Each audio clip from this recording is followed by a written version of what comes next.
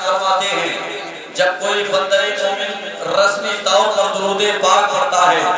تو اس کے رسمی طور پر پڑھے ہوئے درود شریف کو فرشتے میری بارگاہ میں لے کر کے حاصل ہوتے ہیں۔ اللہ کے نبی صلی اللہ علیہ وسلم آگے ارشاد فرماتے ہیں جب کوئی بندہ مومن محبت کے ساتھ درود پاک پڑھتا ہے، دل کے ساتھ درود پاک پڑھتا ہے تو اس کے محبت کے ساتھ پڑھے ہوئے درود شریف کے کلمات کو میں خود سنتا ہوں۔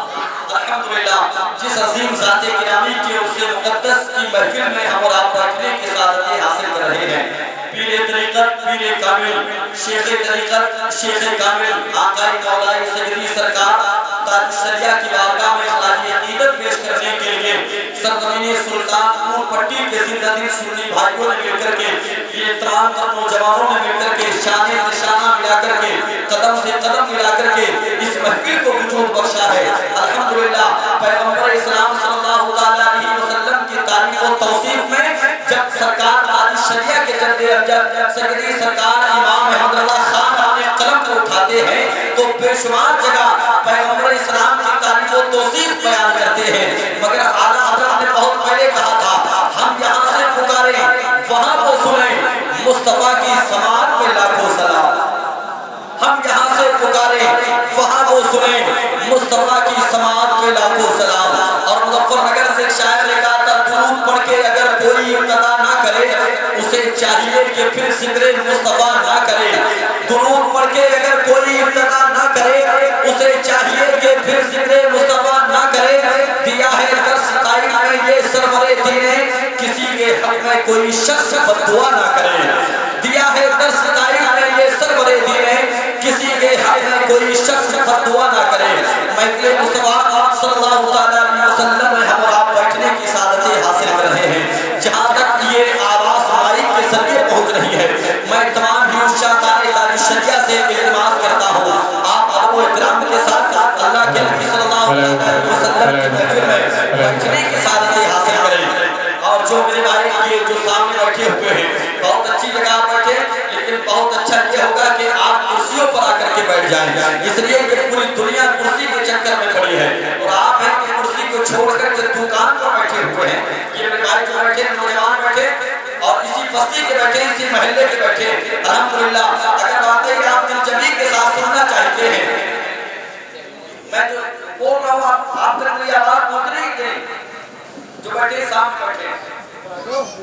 یا تو آپ ادھر آ جائیں ورنہ اتنی دور چلے جائیں کہ میری نگاہیں آپ کو نہ دیکھ سکیں، یا تو آپ آ جائیں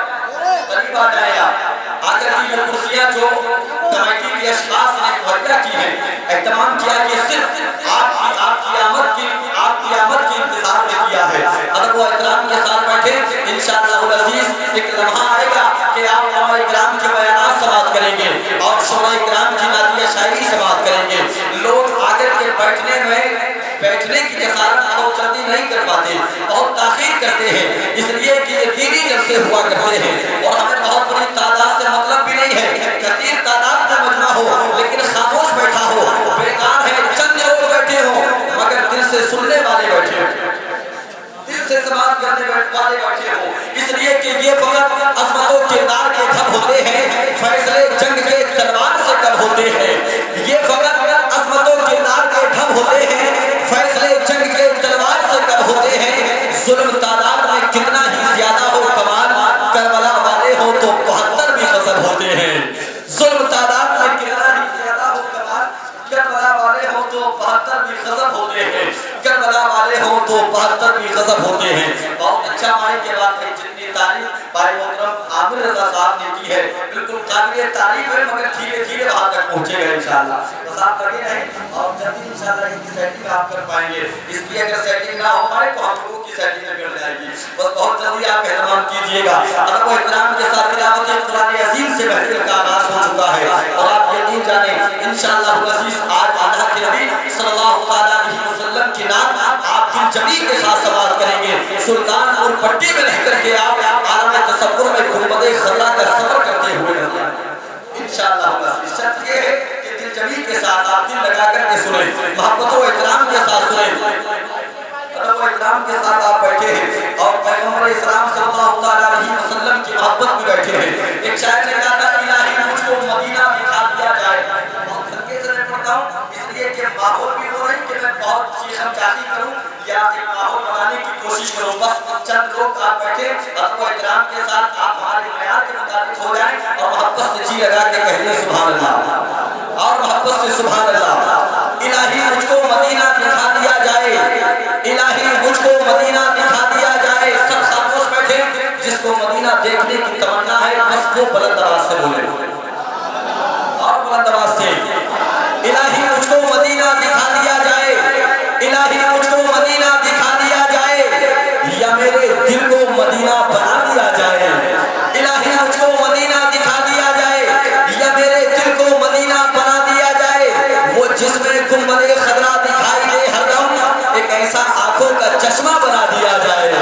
وہ جس سے گنبد خضرا دکھائی دے ہر دم، ایک ایسا آنکھوں کا چشمہ بنا دیا جائے، ایک ایسا آنکھوں کا چشمہ بنا دیا جائے، ایک ایسا آنکھوں کا چشمہ بنا دیا جائے، اور ہر ایک کپڑا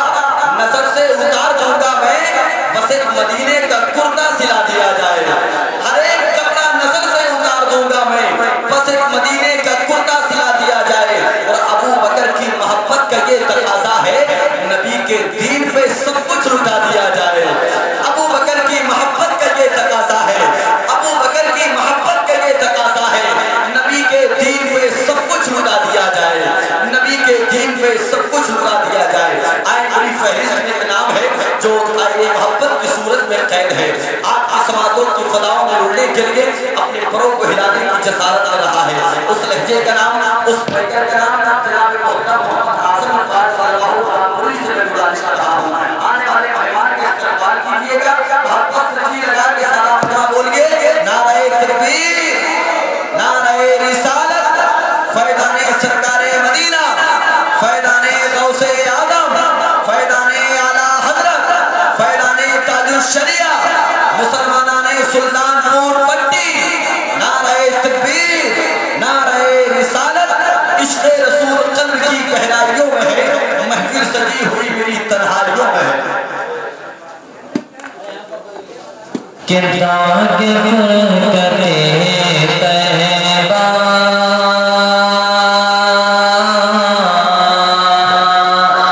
زندہ باد بھائی، زندہ باد، سبحان اللہ۔ یہ تو بات بہت زیادہ دامے فرقتے کردار کے فرقتے طیبہ،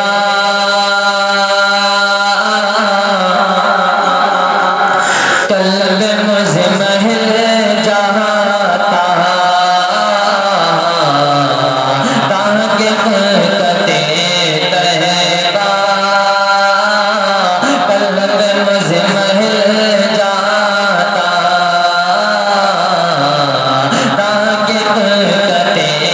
طیبہ، قلب مزمحل جاتا، داغ کے فرقتے طیبہ،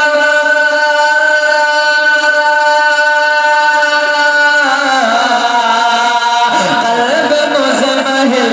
جاتا، قلب مزمحل جاتا، کاش گنبد خضرا، کاش گنبد خضرا دیکھنے کو مل جاتا،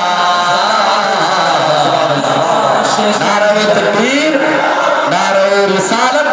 فیضان سرکار مدینہ، نعرہ تکبیر، سبحان اللہ۔ کہ کاش گنبد خضرا دیکھنے کو مل جاتا، کاش گنبد خضرا دیکھنے کو مل جاتا۔ اور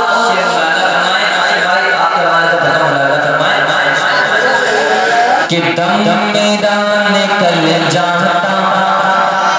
ان کی آنکھ سے